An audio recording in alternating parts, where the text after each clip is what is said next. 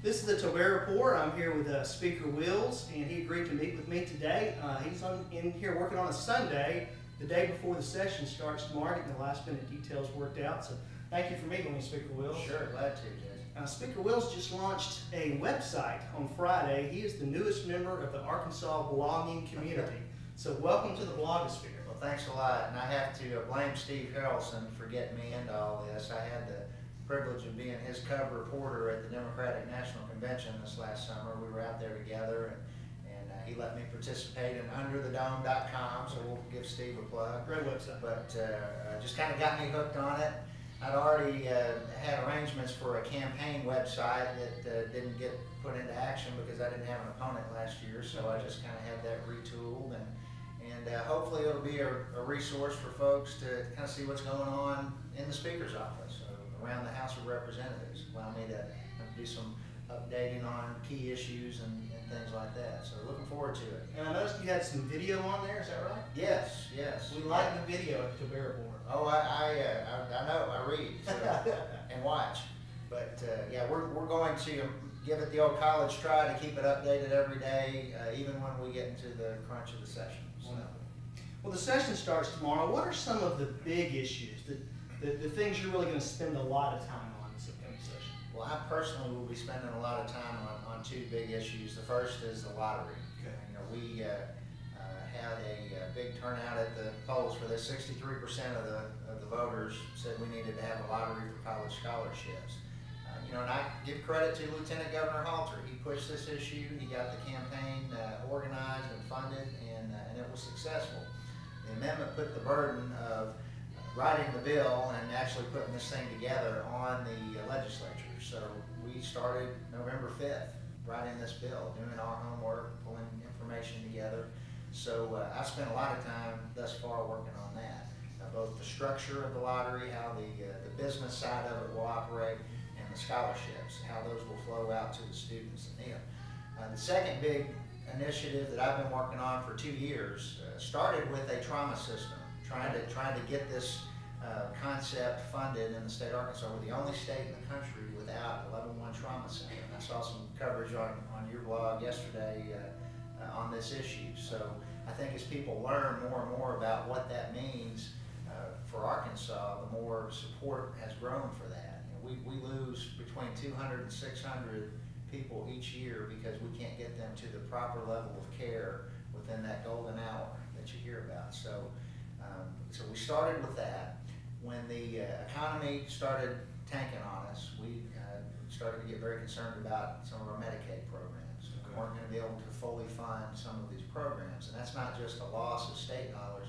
A lot of these things we get a 3-to-1 match from the federal government, so we're really losing a lot of our leveraged Medicaid dollars. The governor had a proposal in his balanced budget to plug some of that gap with one-time money, but that need came to the surface. Community health centers, which are all over the state of Arkansas, that provide primary care to people, and really that's the doctor for a lot of places in rural Arkansas particularly. They're going to have to close clinics this next year if we can't provide some funding. Area health education centers, in-home care for senior citizens. So we had a number of needs that were all converging and really had the same story. We need money. And in a tight economy, we simply can't shift from one side of the budget to the other and provide that. A parallel track was the Step Up Coalition, which is a healthcare interest group, a number of interest groups, and they were recommending raising the cigarette tax simply to decrease the number of people in Arkansas who smoked. And we outlay a lot of money, a lot of tax dollars, paying to take care of folks who have smoking-related illnesses, whether it be emphysema or lung cancer. And their recommendation was raise the cigarette tax to get people to quit smoking. So we kind of had a confluence, I guess, of need and goals. And you know, we have been talking about this for a while. The governor last week stepped out and said this was something he was going to support. I think the proposal will be somewhere in the range of 50 to 60 cents.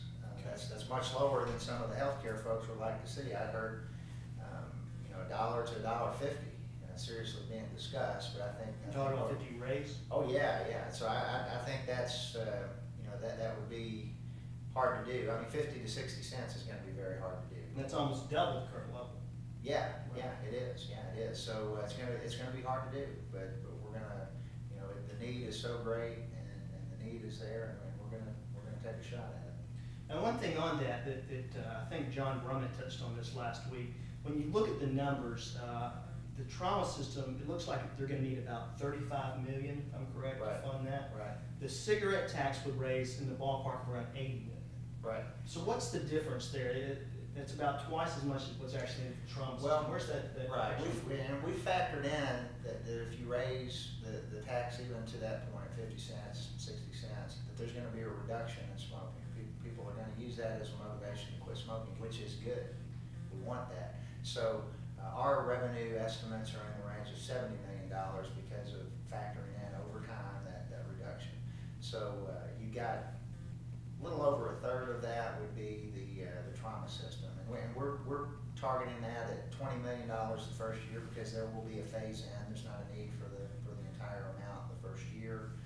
Roughly $28 million ongoing. So those are the estimates we're looking at for the trauma piece of this. Community health centers, I mean, they could take as much money as we could provide for them, but Sure. you know, we're looking hopefully somewhere in the range of $10 to $15 million. UAMS, both the area health education centers and then also the second campus in Northwest Arkansas will be a big piece of that. And then we have that whole range of Medicaid programs where we're able to plug in money and then get a 3-to-1 match from the federal government. So although the cigarette tax will only raise $70 million, the benefit as far as the health care programs we have in Arkansas will be a lot more than that because of the Medicaid match. So again, it was an opportunity to take care of a wide range of health care needs with one source and have the added benefit of hopefully getting people to stop smoking. You know, we could fund all of these things probably 2 or 3 times over if we weren't spending so much money treating smoking-related illnesses. All right, So that's the plan. Right. Let's back up and talk about the first issue.